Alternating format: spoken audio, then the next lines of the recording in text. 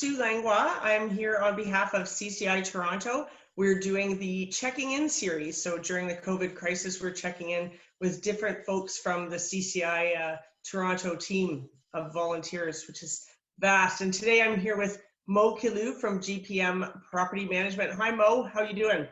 Good. How are you, Sue? Good, good. These times are certainly unprecedented. Everyone's sitting at home or working from home, I should say. Just wanted to check in with you, as a employer of a fair amount of property managers. Really wanted to know, well, first of all, how are you and your family doing? That's the most important part to start with. Well, I think we're doing okay. We're doing okay. I mean, you have some really good days and some days where you're just thinking, okay, there's so much going on and so many different things are coming at you at once and having to make different decisions. I think for me, just looking back over the last 7 or 8 weeks or so, it's been just a lot of preparation, making sure that our employees get up to speed. Then I've had to step back a little bit and think about my family and how they're taking all this. So my partner has been at home for the last 8 weeks, working from home. I'm doing rotation 1 week in the office, 1 week at home, and then just thinking about my entire family. Normally we get together a lot and see each other on many of the occasions. So it's been a difficult time for them, I would say. Not being able to see us as much or from a distance, and Right. we're pretty close knit, and so that's been a kind of a reflection on all of us. Right, some challenging times for Yeah. sure. So are your managers, how are they doing? Are they also working from home or are they on site? Because they can close their door to their office. Is that okay? Or what have they been doing? Yeah, so we've got a hybrid of a number of different things that have taken place, and it really depends on the setup of the building. For those managers that have multiple portfolios and may not necessarily have an office at the site, they're primarily working remotely from home and then just going to the site specific times to deal with the various aspects of the building. Those that have site offices have been at the site with closed doors. Some have assistants with them, so we've tried to do some rotation so they're not in close proximity with each other. So it's kind of being creative in a number of different ways, as long as the work gets done at the end of the day. And I think it's just mostly about making sure that they're connected and staying safe while they're at the buildings. Initially, when we said the closed door policy for everyone, it was like, oh, oh my God, how are we doing any work? So behind closed doors. So that was an interesting culture. I Yeah. wouldn't want to say a shock, but it's like, okay, what are they doing? Are they giving us anything? And it's actually, there's a lot that needs to be done, even behind closed doors, which I think, it's opened up the eyes to many of the residents and board members that, there's different ways of managing a building. And I think that's, as a result of COVID, that's going to highlight that quite a bit going forward. Right. Although do you think, certainly on site, there must be a benefit to that, right? Residents see someone actually there or get that sense that someone's on site. Psychologically, isn't that better for residents, or again, does it depend on the building? I think it depends on the building and the location of the building and the demographics of the building Okay. and what they're used to. There's some buildings where they have to see the manager with open door policy day in, day out, and they want to have that 5-minute chit chat or bring their dog in or something like that, or talk about the gardening outside. And then there's others in more kind of urban central Toronto where, it's the urban professionals are just in and out of the building and they don't really want to talk to anyone just by email or phone. So in those situations, you're not necessarily impacted as much from having your door closed policy. But the main thing is just how do you stay connected with those individuals?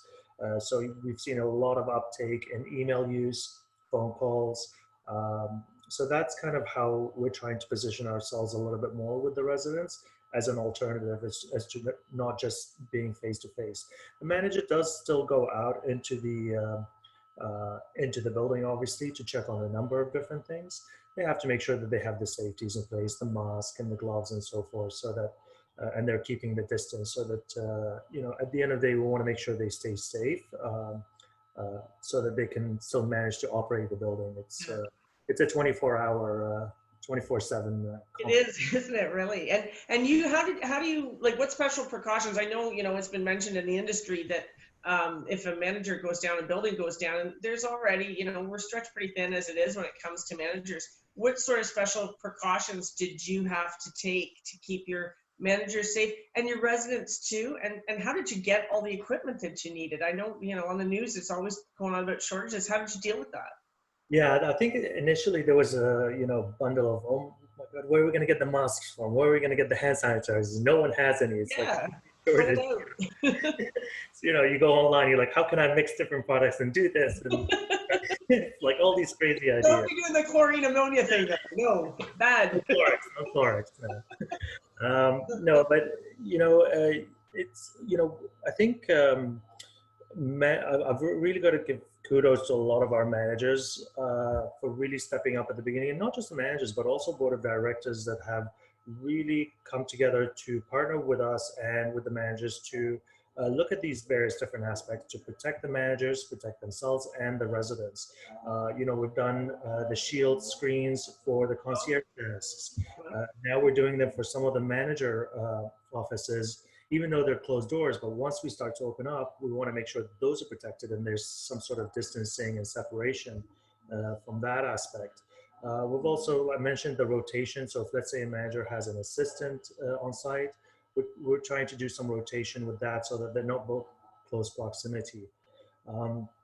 Again, all this PPE, personal protection equipment in terms of masks and all that, we try to find vendors that can provide us a bulk rate so that we can share that with our corporation. So we've been able to do that on a couple of occasions to get as much out, not just for our managers, but also we have to look after our superintendents at the sites, service the buildings, sometimes the cleaners for the corporation. So it's it's not just necessarily for our managers per se, but thinking of the overall community as well. The ripple effect, yeah. Seen, a lot of managers or even buildings where neighbors have actually offered masks to others, or if they have an excess supply of products, they've also offered to share that and volunteer their time. So it's really nice to see that communities can come together and during this time, and especially for those that are a little bit more vulnerable and feel isolated. But I think that's kind of just a little bit more from a safety perspective in the building. There's also the head office component where we've had to do rotations as well, so that not everybody's compromised at the same time if that was to happen in the building. We've had to do couriers instead of managers coming to the office, so no one was permitted to come to our head office until now. They have to do drop-offs outside in the lobby and pick up. So there's different boxes that had to be organized for that, and the logistics worked out for it. Again, it's just being creative and thinking a little bit differently, but making sure that safety is the number one thing at the end of the day. My initial fear when this all started about 7 weeks ago is, what if the whole building gets, infected or something like that? How do I deal with that? So that was kind of my sleepless nights initially. I guess so, right. So, because you're looking after an entire community, and we haven't been in a situation. I can deal with a power outage now. I can deal with a fire. Now you can deal with a crisis, a pandemic. You have the experience. Yeah, I mean, there's been, of course, you hear a lot. There's added cleaning everywhere. All the horizontal surfaces have been redone and overdone constantly. That's been key for us. Just making sure that that's top of mind for everyone, and really just recognizing the staff that are on front lines in those buildings that are doing that. And I think they're being appreciated a lot more now, and seeing the kind of value that they add. It's very Well, that's good. Now, what about board meetings? The board obviously have been working quite closely with them, as you mentioned. Is that on a Zoom call like this, or just a phone call or email? How have you done board meetings online or something? It's mostly through Zoom. So I've actually had the GPM Zoom account set up for a year and a half for my managers. We started that, and we didn't use it a lot, but obviously in the last several weeks we've used it many times. Yeah. but for the majority of our board meetings, they've been done virtually. I think it took a little bit while for some boards to get on board with the online, but I think they're finding it to be a lot more efficient. You can share your screen, it's productive. I'm certainly in favor of it, and I'm always looking for ways to be efficient, and rather than having necessarily to drive to a building, and obviously you can't do that right now, to be in close proximity with a person. This is a really good way of being able to communicate with board members at various times.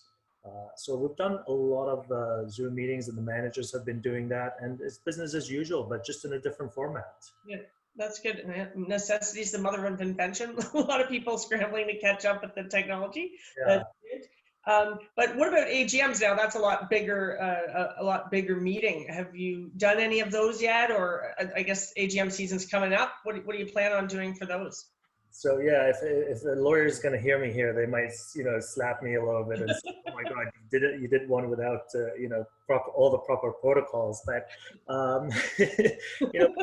about a week ago, when the Emergency Act announced that you can do virtual meetings, I was really happy to see that, because again, it gives you that flexibility of being able to do a hybrid of in person as well as virtually, and they've expanded the parameters for that. Um, at our weekly meetings with my managers, we talked a lot about virtual meetings last week, and I actually did a poll to see who would be okay with holding a virtual meeting, and 65% of my managers said yes, we would be. So I think with a little bit more practice of getting those on the road and seeing how those work, I'm sure that number will go up. We did one for a small corporation of 14 units. We knew there was no contentious issues. A lot of the information was displayed on the screen, and they were able to see it, and you were able to see all the participants. So I'd say for a smaller community, it was doable. You could do show of hands because it was by acclamation. So we were able to get that through. But I'm not ready yet to roll it out to a 300 unit corporation per se, until we see how it works. The smaller one. But I'm definitely in favor of it, and I would definitely recommend it. And I would love to see more of it in the future. So I'm definitely going to be participating, as well as my managers, in a number of different AGMs. I wonder how it will affect the number of people that show up to an AGM. Like, you think someone sitting in their suite might be more amenable to joining a meeting instead of running down to the party room or something? I wonder. Absolutely, and I think once things start to open up again, residents will still be scared of being close proximity to one another. So being in a tight room, you may not want to be that person. So and when you're in the comfort of your own suite, you're able to kind of do other things as well at the same time as listening to the AGM that's taking place. And not only that, but a lot of the AGMs are sometimes held off-site, not at the building. So for those that are not necessarily able to access those facilities, they may be deterred from going to the AGM. Or if you're abroad, if you're down in Florida, for example, you can still participate in those meetings if they are done virtually. So you'll be able to vote, you'll be able to listen in, see what's going on in your building. You'll be able to reach out to a number of different individuals, as long as you make it transparent and fair process to everyone. I think it could really work well, and you can get a big representation. Okay, well, sounds good. So my last question, I think, Mo, is basically, now that we seem to be moving through the crisis, I think there's light at the end of the tunnel. As far as your company goes, what's maybe A, the biggest thing you've learned, and B, the biggest value that you feel that your company has added to your clients? I mean, the learning, I can go on and on about that. There's so many things we've learned, and if I try and capture that, I've written so many notes over the last few weeks, and attended more webinars than I can think of. That we all have.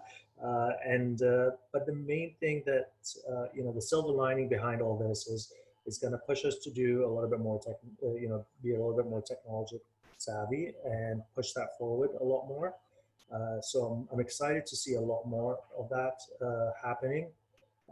As far as the value add, I would say we've probably communicated more than ever in the past. And I'm not just saying on an individual manager level to their building. And I think that's happening a lot more now, especially when you're in closed doors. One of our main objectives from the beginning is that even if we're behind closed doors, we have to make sure that we show, um, be present to our residents, be present to our board. So that's the communication that takes place.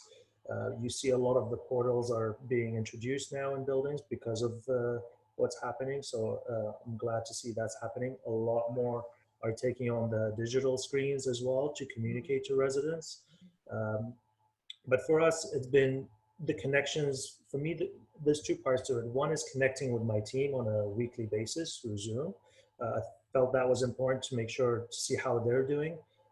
We were considered essential services, so but I want to make sure I connect with them, see how they're doing with their families, with their boards, with their residents, and for all of us to come together and everybody to see each other once a week. It was a nice touch for everybody to look forward to. Um, Even calling individuals in our team. So every staff member, I try and make an effort to call a few of them every week to see how they're doing. Just to make sure everybody's staying sane and Mhm. coping with everything that's going on.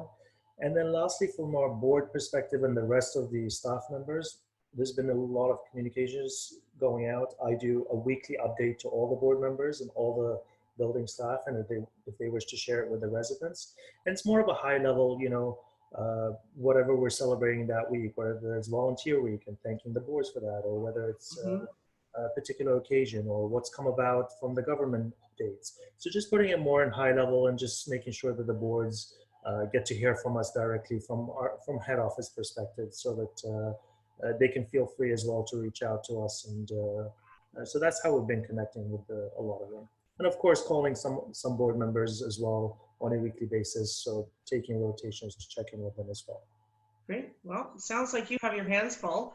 It's been a busy time for sure. Busy, Yeah. busy, I know. Crazy busy.